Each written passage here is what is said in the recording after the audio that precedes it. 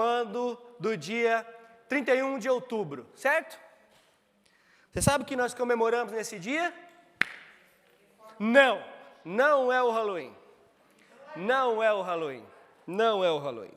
Na verdade, se somos nós, crentes no Senhor Jesus Cristo, e nós comemoramos esse dia dessa maneira, eu quero te dizer que você está redondamente enganado. Não, nós não comemoramos esse dia. Tanto que nós fazemos aqui uma festa na igreja que se chama a Festa da Luz. Porque nós, em Cristo Jesus, somos chamados das trevas para a luz. Vivíamos antes na escuridão sem Deus, mas hoje somos transportados para a luz de Cristo Jesus. Então é isso que nós comemoramos nesse dia, o dia da luz.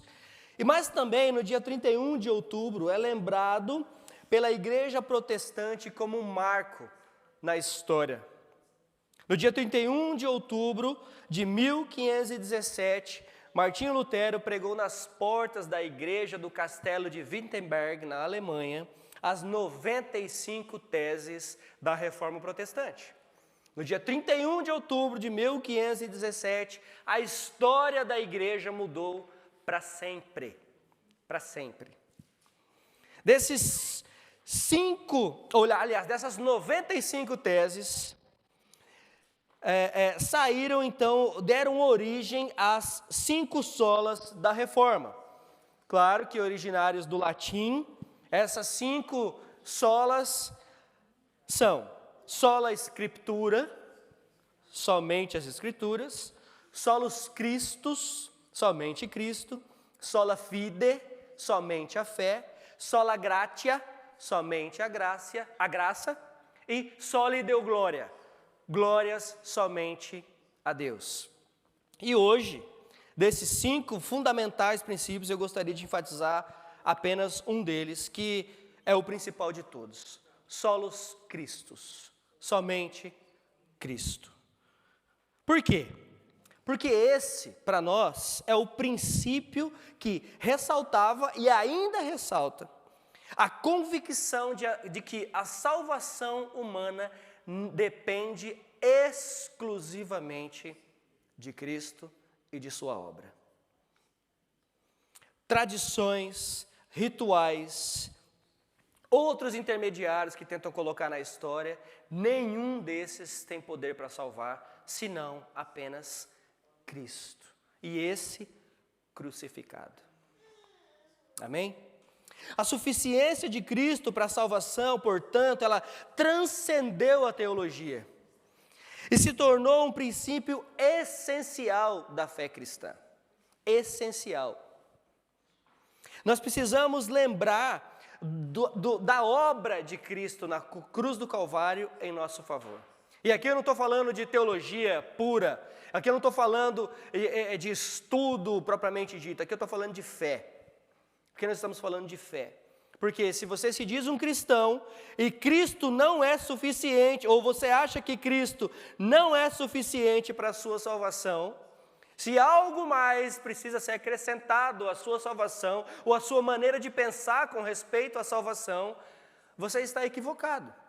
Porque não existe mais nada a acrescentar. Nós estudamos isso durante 6 meses, estudando juntos o livro dos Gálatas, onde Paulo refuta totalmente os ensinos errôneos dos judaizantes que estavam adentrando a igreja, dizendo que para que a salvação fosse completa, precisava então haver a circuncisão, ou precisava as pessoas tentarem estabelecer as leis do Senhor. E Paulo diz: não. Não é necessário essas coisas, não são necessárias essas coisas. Então a suficiência de Cristo, ela transcende a teologia e é um princípio essencial para a compreensão da fé cristã. E hoje nós vamos estudar um pouco mais acerca disso, lendo o texto de Paulo aos Colossenses. Abram suas Bíblias, por favor, em Colossenses capítulo 1, e nós vamos ler dos versos 13 a 20. Colossenses capítulo 1, de 13 a 20.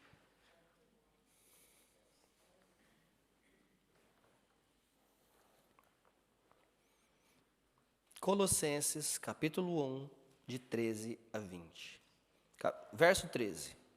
Pois Ele nos resgatou do domínio das trevas e nos transportou para o reino do seu Filho amado, em quem temos a redenção, a saber, o perdão dos pecados. Ele é a imagem do Deus invisível, o primogênito de toda a criação, pois nele foram criadas todas as coisas no céu e na terra, as visíveis e as invisíveis, sejam tronos ou soberanias, poderes ou autoridades, todas as coisas foram criadas por ele e para ele.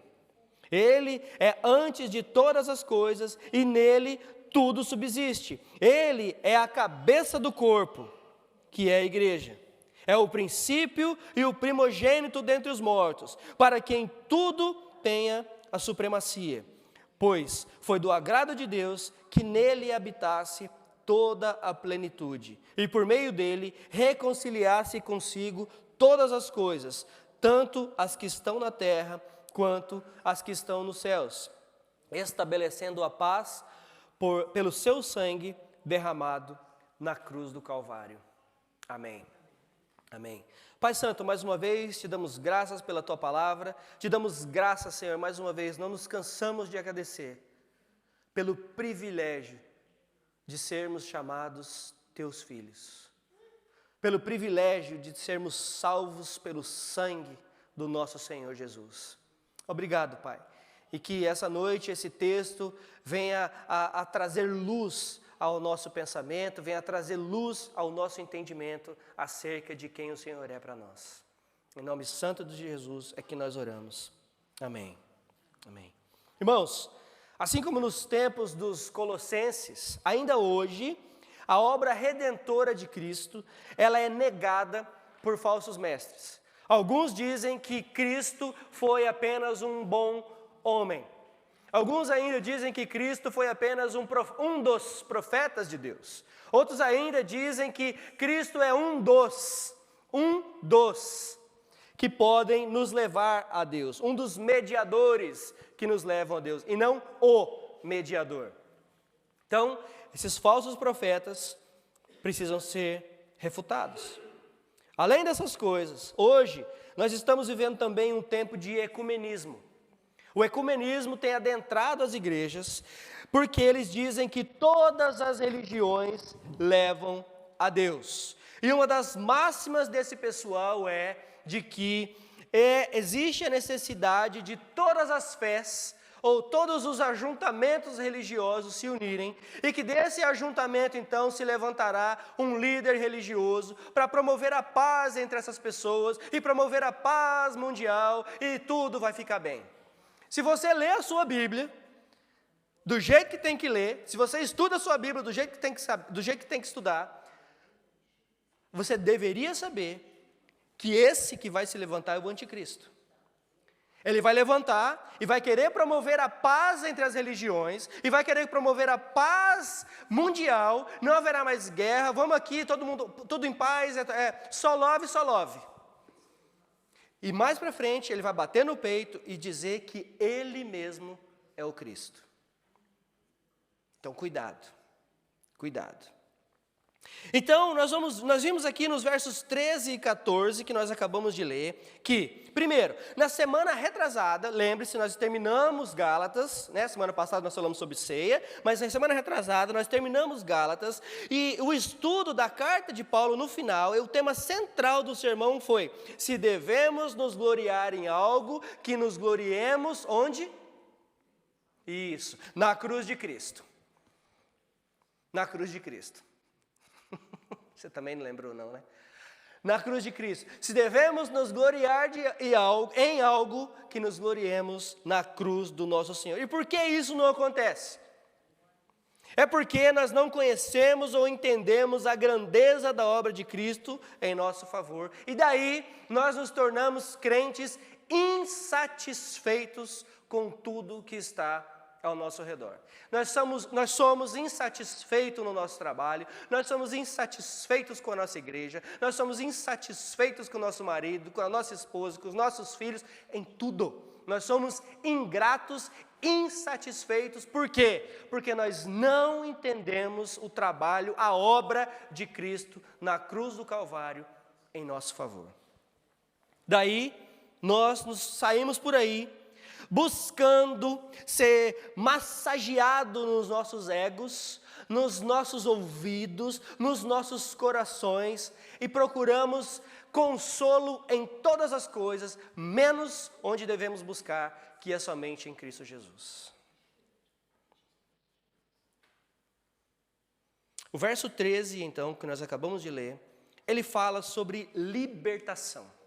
Vejamos o que Paulo diz acerca disso. A Bíblia nos ensina que Satanás é o príncipe desse século, o maligno, o tentador, o pai da mentira. Esses são os atributos de Satanás na Bíblia. Ele é o tentador, ele é o maligno, ele é o pai da mentira. A Bíblia chama esse reino de Satanás de reino da escravidão, reino da escravidão do pecado. E esse reino, portanto, é totalmente contrário a Deus. Por quê? Primeiro, porque ele nega a Deus, ele rejeita a cruz de Cristo e ele destrói as pessoas.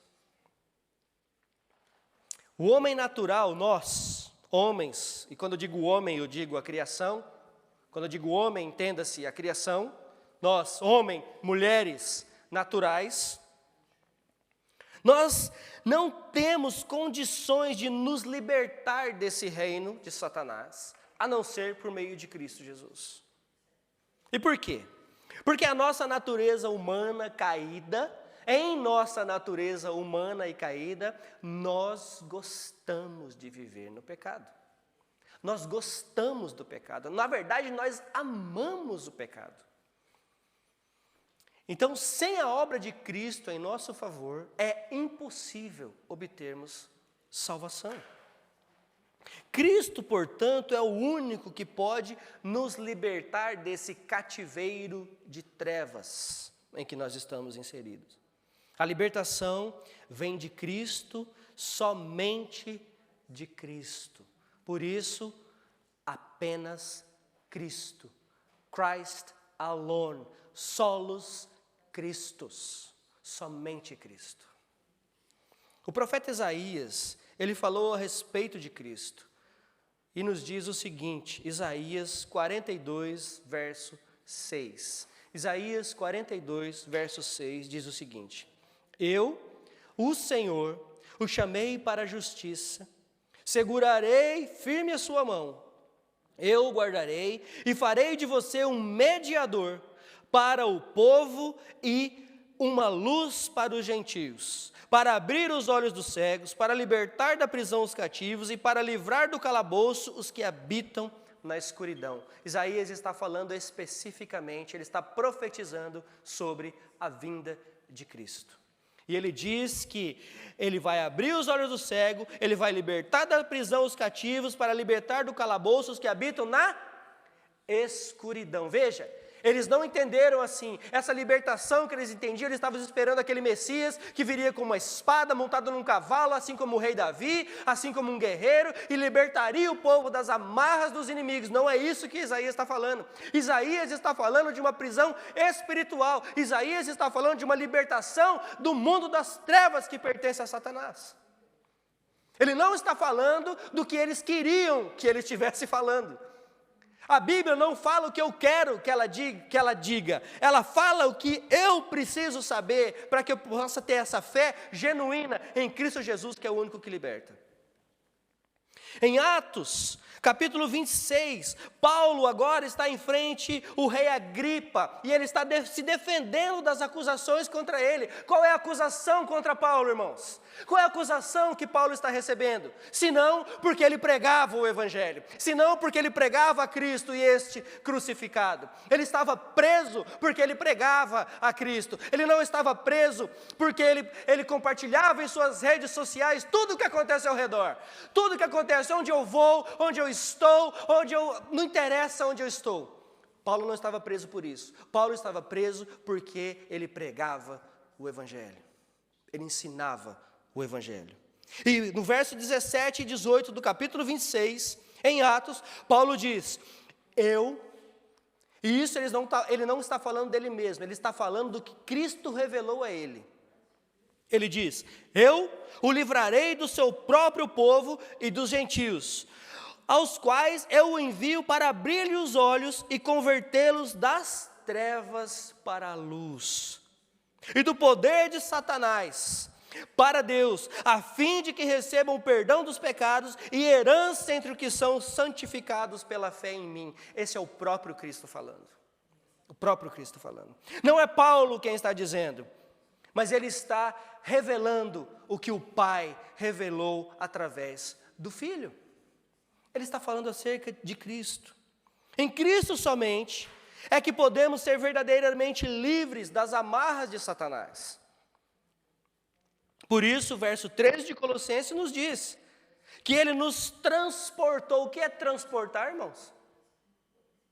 É tirar de um lugar e colocar no outro, correto? Sair, tirar daqui e colocar ali.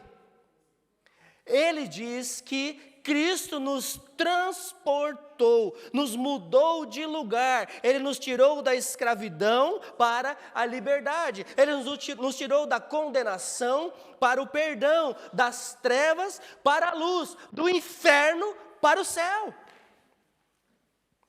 Esse é o transporte que Cristo fez nas nossas vidas. Sem Cristo estamos caminhando a passos largos para a condenação eterna, mas com Cristo estamos com Ele e vivemos com Ele, e se morrermos nele, então experimentaremos a vida eterna com Ele. Com Ele. João 14,6, Jesus diz isso acerca dele mesmo. Ele não está dizendo acerca de ninguém mais, não acerca dele mesmo. Ele diz: eu sou o caminho, a verdade e a vida. Ninguém, e essa palavra é importante, ninguém, absolutamente ninguém, vem ao Pai a não ser por mim. Por mim. Ninguém pode se achegar ao Pai a não ser por Cristo. E aí, nós entramos no assunto da redenção. Primeiro, Paulo fala sobre a libertação. E agora, ele fala sobre redenção. E o que é redenção?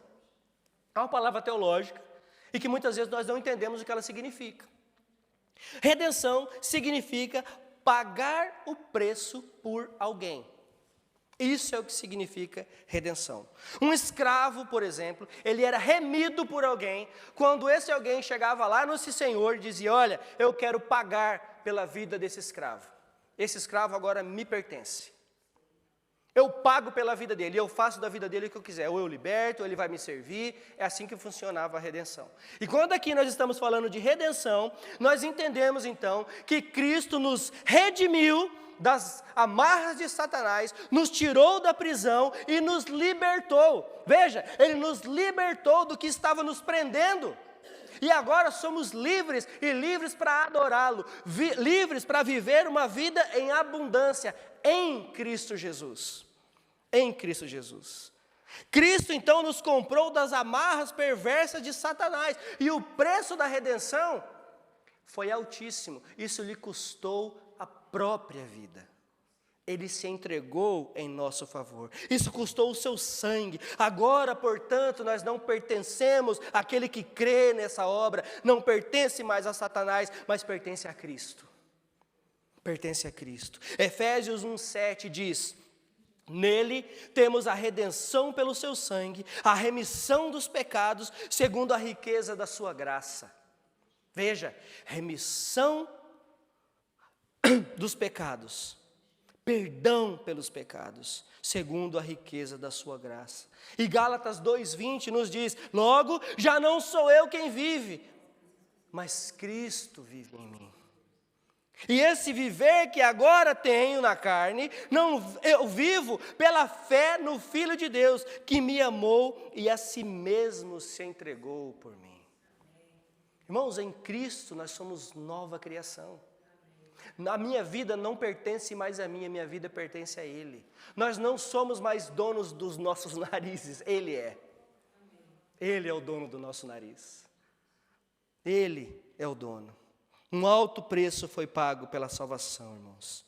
E eu preciso chamar a atenção aqui para uma coisa que também é muito confundida. Cristo, Ele nos libertou das garras de Satanás.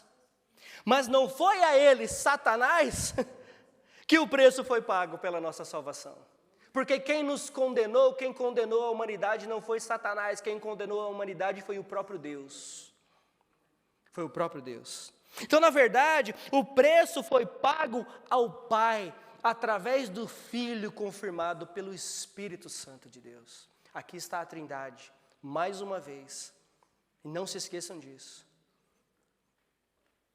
O Pai condenou, o Filho libertou e o Espírito testificou.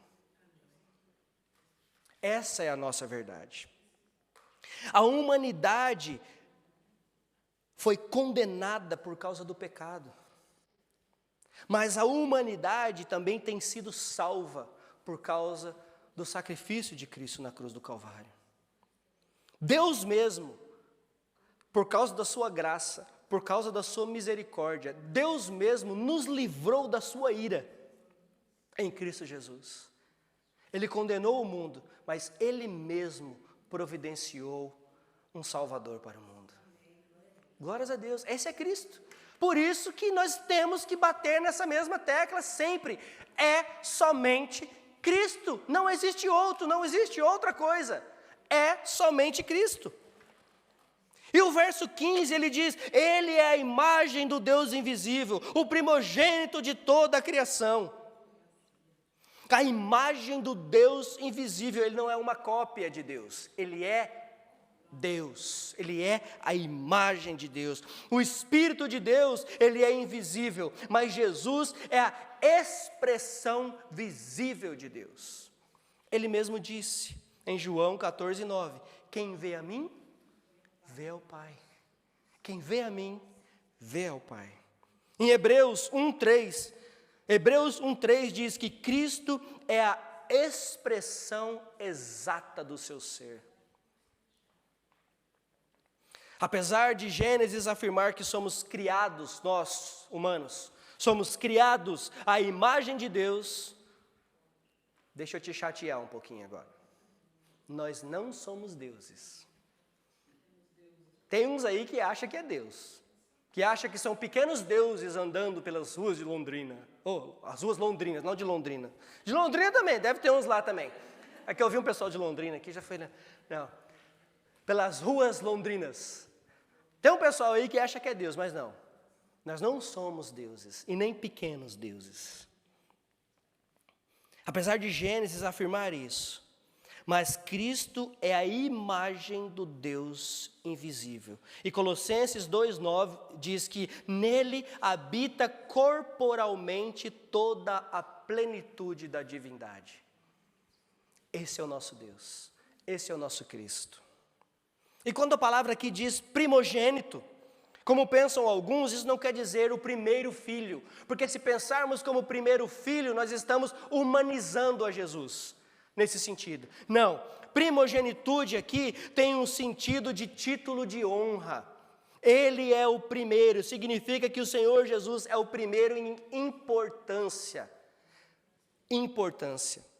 Hebreus 1 e 2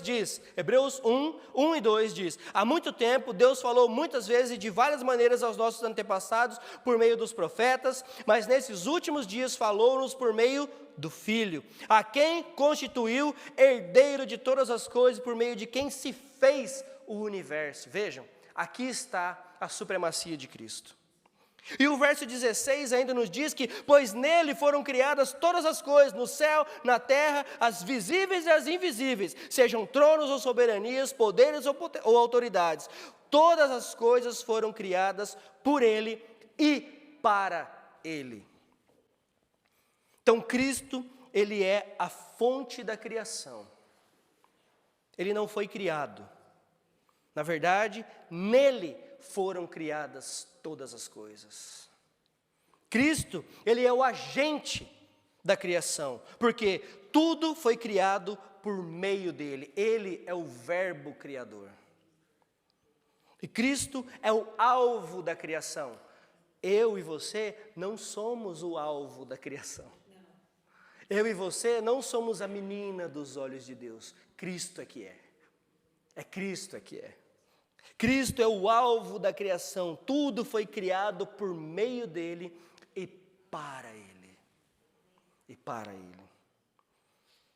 E o verso 17 diz: Ele é antes de todas as coisas e nele tudo subsiste. Tudo subsiste. Ele é antes de todas as coisas. Jesus não tem origem, ele é a origem. Jesus é eterno e Pai da eternidade. Jesus é o Emanuel, é o Deus conosco. É o Deus conosco. Ele é o início e é o fim. Ele é o alfa e ele é o ômega. Nele subsistem todas as coisas. E dos versos 18 a 20, Paulo diz, ele é a cabeça do corpo, que é a igreja. É o princípio e o primogênito dentre os mortos, para que em tudo tenha a supremacia. Pois foi do agrado de Deus que nele habitasse toda a plenitude, e por meio dele reconciliasse consigo todas as coisas, tanto as que estão na terra, quanto as que estão nos céus, estabelecendo paz pelo seu sangue derramado na cruz. Paz. Irmãos, nós temos aprendido muito durante esses anos que se temos paz com Deus, através de Cristo, nós temos então essa paz interior que nós tanto procuramos e temos então paz com os outros. Só que o contrário também é verdade. Quando não temos paz com Deus, nós não temos essa paz interior e, portanto, não temos paz com os outros. Então, essa paz que Cristo dá é aquela que transcende todo o entendimento. Essa é a paz que Cristo dá. A supremacia de Cristo, ela deve ser assim em todas as áreas das nossas vidas. Muitas vezes nos tornamos crentes insatisfeitos e aborrecidos, porque colocamos nossas forças e expectativas, a nossa fé em tudo, menos em Cristo. Menos em Cristo. Aí é quando nós começamos a nos distanciar daquele que nos chamou e salvou. Quantas vezes você se sentiu assim? Quantas vezes você já se perguntou, onde está o meu Senhor? Quantas vezes você já se perguntou, será que Ele me ama mesmo? Eu quero te dizer sim, Ele te ama, porque Ele morreu por você, Ele te salvou, Ele te libertou das amarras de Satanás, Ele pagou o preço, e o preço foi pago na cruz, a morte mais horrenda de todas, a morte que era direcionada aos piores dos bandidos na época romana. Somente os piores dos bandidos eram crucificados. E o nosso Cristo, ele foi crucificado no meio de dois bandidos. A morte na cruz, irmãos, a pessoa que morre crucificada, ela morre por asfixia.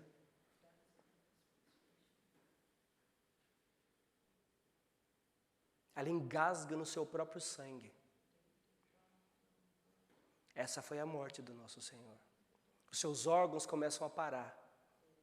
Essa pessoa, ela ruge de dor. Porque todo o peso do seu corpo está em dois pregos fincados no pulso e nos pés. E quando o pé cansa, ele tem que soltar o peso, e aí ele tem que soltar o peso nas mãos. E quando a mão cansa, ele tem que empurrar com os pés para cima, e ele não tem forças para isso. Essa é a morte de cruz. Existe um cientista cristão que estudou a morte por crucificação. Tem um vídeo no YouTube, vai procurar esse vídeo. Em vez de ficar vendo TikTok no Instagram, vai procurar um vídeo que presta. Procura esse vídeo. Essa é a morte do Senhor Jesus Cristo. Mas essa morte não é para deixar vocês tristes desse jeito, não. Eu estou falando dessa morte para que você se alegre, porque nele, por causa da morte dele, nós temos vida.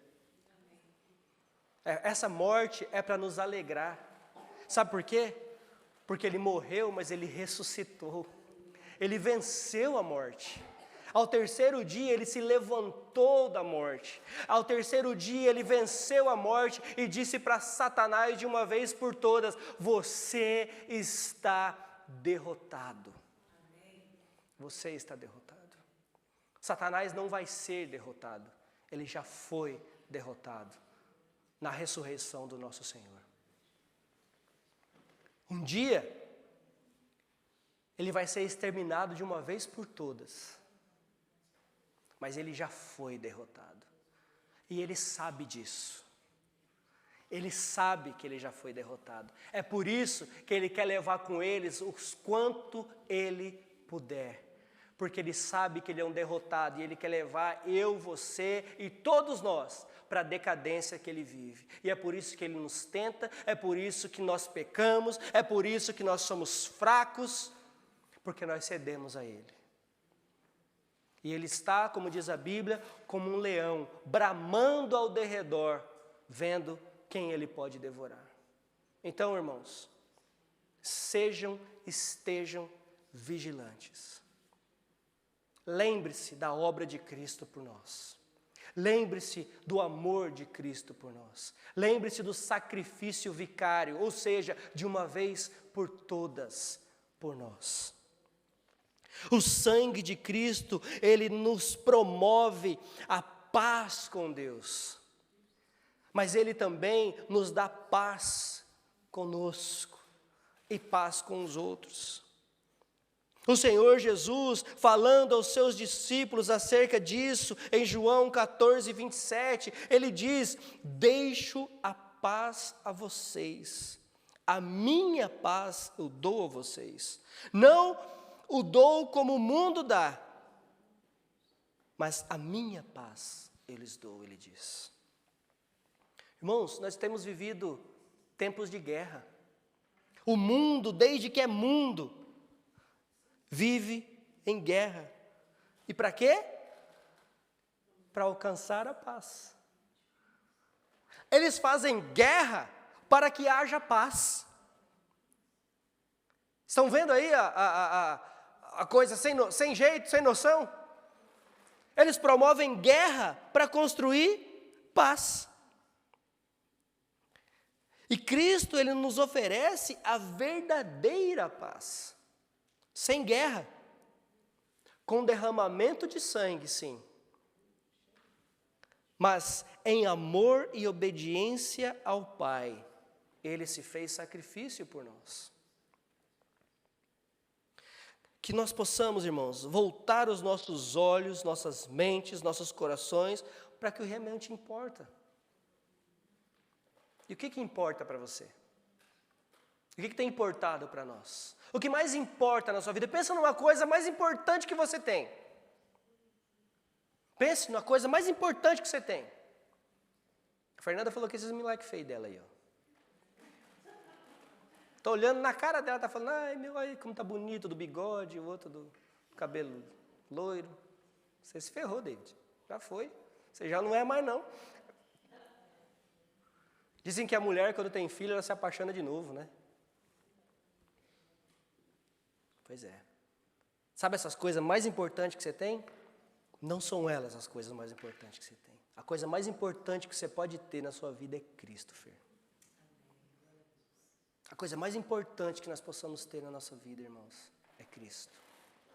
Não são os nossos filhos, não são os nossos bens, porque como nós bem sabemos na história de Jó, Deus é quem dá e Ele também pode tirar.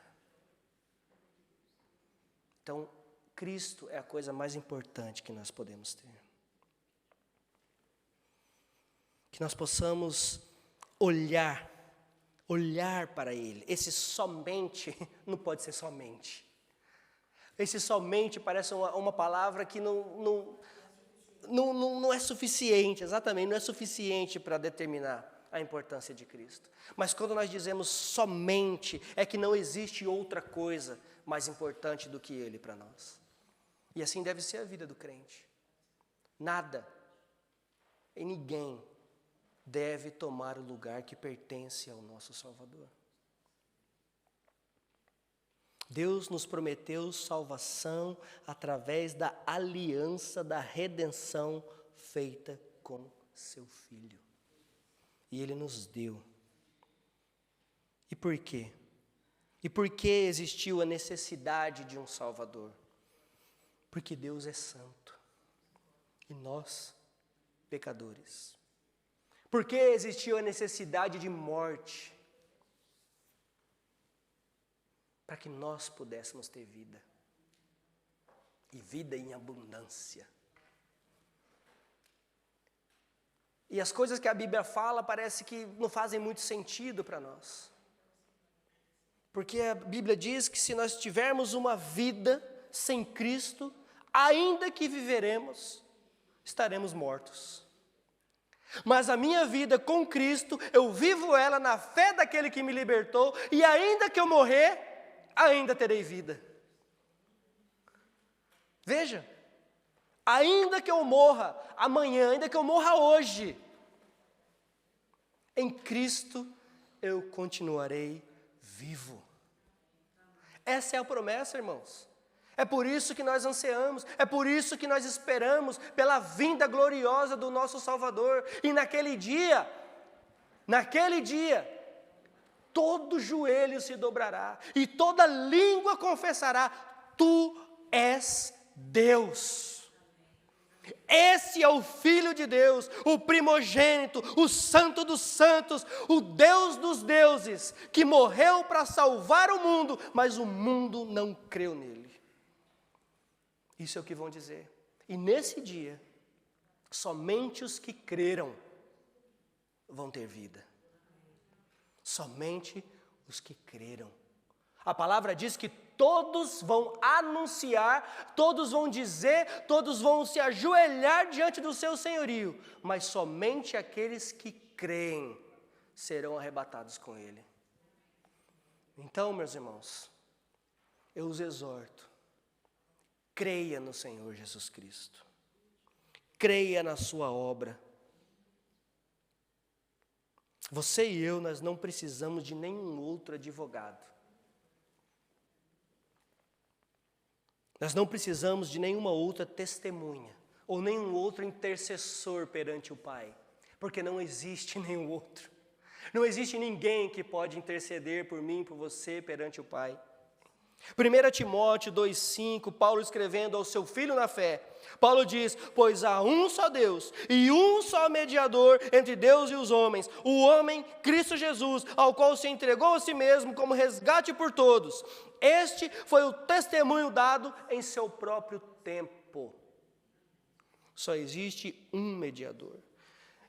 E Lucas, escrevendo Atos, capítulo 4, verso 12, também diz: não há salvação em nenhum outro, pois debaixo do céu não há nenhum outro nome dado aos homens pelo qual devamos ser salvos.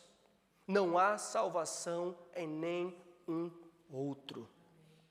Irmãos, numa época em que nós só nos importamos com os nossos próprios desejos, a vontade dos nossos corações, sabe aquele irmão que chega em você e fala assim: se você sentir no seu coração, você faça isso. Não faça, porque o nosso coração é enganoso, diz a Bíblia. O nosso coração é mentiroso, o nosso coração quer os desejos da nossa carne. Então se alguém disser para você: faça o que está no seu coração, não faça. Não faça. Porque o nosso coração, ele é mentiroso. Ele é mentiroso.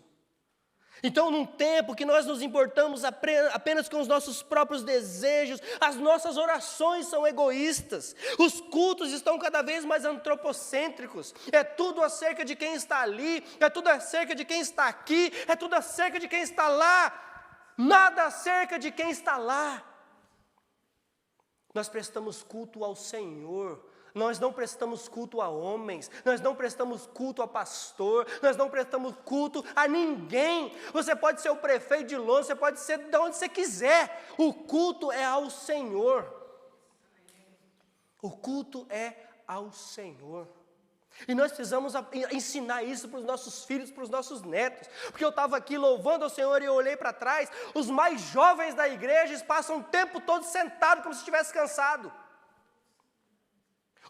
As crianças mais jovens da igreja, que pulam o dia inteiro, que está correndo antes do culto, que corre depois do culto, durante o culto, durante o louvor, que era para eles estar louvando ao Senhor, eles estão sentados, bored. O que eu estou fazendo aqui? Sabe por quê? Porque nós não ensinamos. Porque nós não ensinamos. E eu me incluo nisso, porque meus netos estavam aqui do mesmo jeito.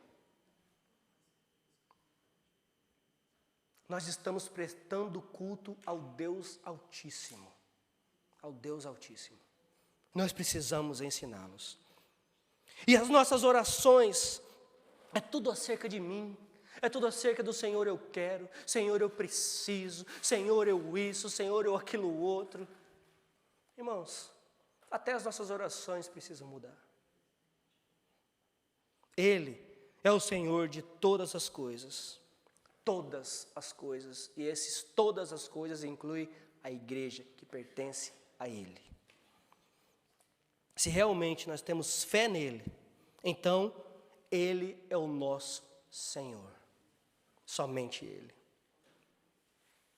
Ele é o Senhor de todas as coisas.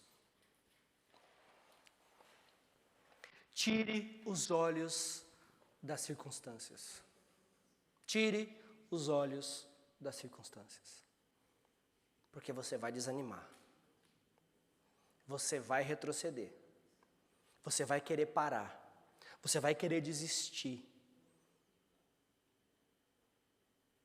Coloque seus olhos fitos nele. Ele é o autor e Ele é o consumador de todas as coisas. Olhos fitos nele. Somente Cristo, irmãos, somente Cristo pode satisfazer o nosso ego vazio. Somente Ele. Somente Cristo pode nos libertar verdadeiramente. Somente Ele pode salvar, e somente Ele é merecedor de toda honra, de toda glória e de todo louvor. Eu não sei porque que você veio aqui hoje não, mas você veio. Talvez você veio aqui atrás de uma bênção, talvez você veio aqui pensando, vou lá ver o que o pastor tem para falar hoje. Talvez você veio aqui porque alguém te convidou. Talvez você está assistindo o culto, você não tinha nada para fazer mesmo, então eu vou assistir o culto online mesmo. Talvez você está precisando de alguma coisa. Eu não sei por que você está aqui.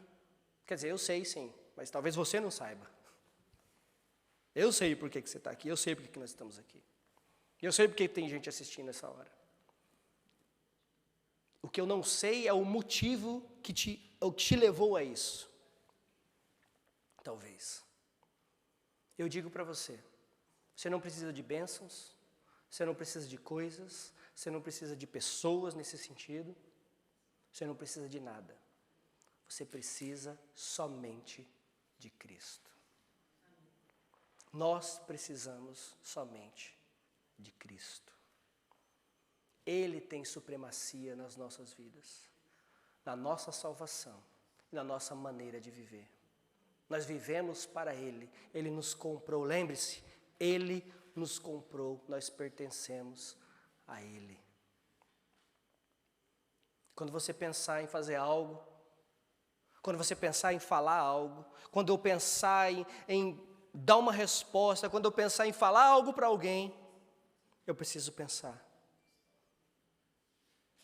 Eu preciso usar as palavras que Cristo usaria. E é difícil. Principalmente para quem tem um temperamento aí mais parecido com o meu.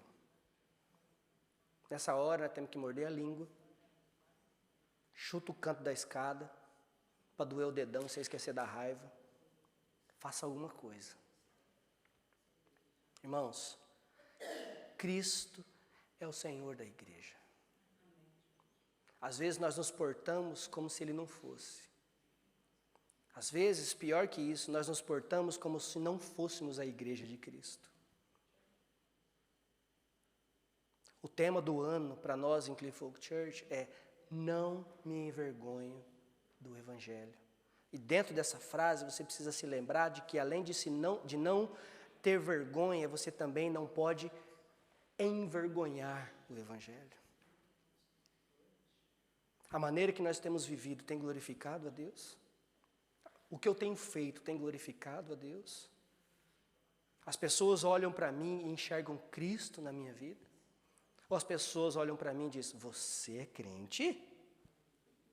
Se você não fala, nunca que eu ia saber. Não existe crente 007 não, viu? Agente especial ao serviço do rei. Não existe esse tipo de crente. A não ser que você esteja num país lá em guerra, e você evangeliza em lugares remotos, debaixo das cavernas, nos porões das casas, aí tudo bem. Agora aqui onde nós vivemos, não. As pessoas precisam saber quem é o nosso rei. As pessoas precisam saber de onde Deus me tirou através da obra de Cristo. As pessoas precisam saber que Ele é o único que pode libertar e salvar, que somente Ele, que somente Cristo tem poder para salvar. E que em nome de Jesus nós possamos proclamar esse Cristo da maneira que devemos. Em nome de Jesus. Amém? Amém. Nós vamos cantar uma última música, é em inglês, mas a maioria de vocês conhece. Nós vamos cantar lá no